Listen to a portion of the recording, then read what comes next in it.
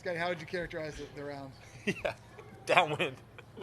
What'd you say? How would you characterize the round? No, I played good today. Yeah, I played really solid. I kept the ball in front of me, hit a lot of fairways. Felt like I did a good job just keeping the course in front of me, give myself some chances. Did you find a lot of mud in your balls out there today? Is that? Yeah, it's pretty standard. Yeah, I'm sure you've heard that by the time I've gotten here, so we don't need to waste too much time on that. Who's good at those? I mean, you pretty much have no idea what the golf ball is going to do, and it's not something that I would practice at home, just because it's not something that I believe should happen on the golf course. I practice all kinds of crazy lies, shots, everything you can imagine, but a mud ball is something you can't really replicate at home, and even if you do, you can't practice it on the course. Sometimes the mud flies off, sometimes it sticks, sometimes it's heavy, sometimes it's not, and it's something you can't really figure out. Just. Oh, you're talking about a low shot? Yeah, I purposely almost hit like we would call a worm burner. Or whatever. All right. Well, if the coverage had me on number 3, I hit the ball about 8 feet off the ground, and it ended up 50 to 60 yards right of where I was trying to hit the ball. Okay.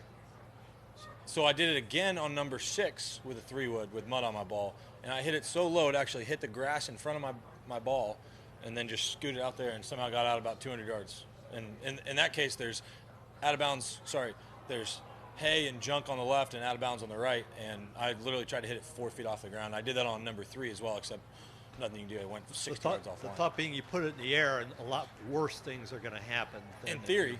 In theory. Yeah. Yeah. Makes sense. Golfer to take a nice swing and have no idea where the ball. Exciting's definitely not the right word for it. No? It's infuriating, yeah. It's frustrating that you spend so much time trying to learn how to control your golf ball, and then you're in the middle of the fairway and you have no idea where the ball's going to go. So it's a bit frustrating, but part of it, I guess. Did it linger with you during the day? Were you irritated all day? I would say I tried not to get irritated. It's definitely frustrating when you hit the ball in the fairway and there's mud on the side of the ball. It's definitely frustrating. I would say anytime you let it linger, it start to affect the rest of my game. And today, I definitely didn't let that happen. Not let it happen. Did not, yeah. Should have played it up, I guess, would be the question then. I mean, yeah, well, so the tough part about playing the ball up is around the greens. It becomes much simpler. I think learning how to play different shots off different lies, whether it's in the fairway and especially around the greens, that's definitely a skill to have. And when you play left, clean, and place, that skill is kind of taken away. So it's a tough decision for rules officials. I think with the rules of golf, there might be something we could figure it out, whether it's lift, clean, and drop, or draw a line in the fairway to where it's like, hey, when you're inside this line up to the green, you don't clean your ball.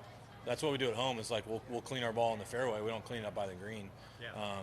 That's just something we've done at home. Jordan and I and our buddies at home have done in the past, and it works well. But I don't know what works exactly in a tournament setting, and it's nothing that anybody's really tried before.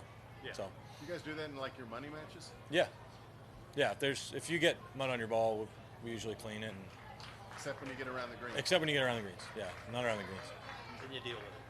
Yeah, around the greens, it's really a skill to be able to play off of muddy, sandy, whatever lie it is. That's a skill, and that's a skill that a lot of guys practice, and it's something that it's tough when you hit it in the fairway, you get a mud ball, and then when you're up around the greens, people lose their skill of being able to chip and play off different lies. So it's tough. Gotcha. I understand the decision's tough for rules officials.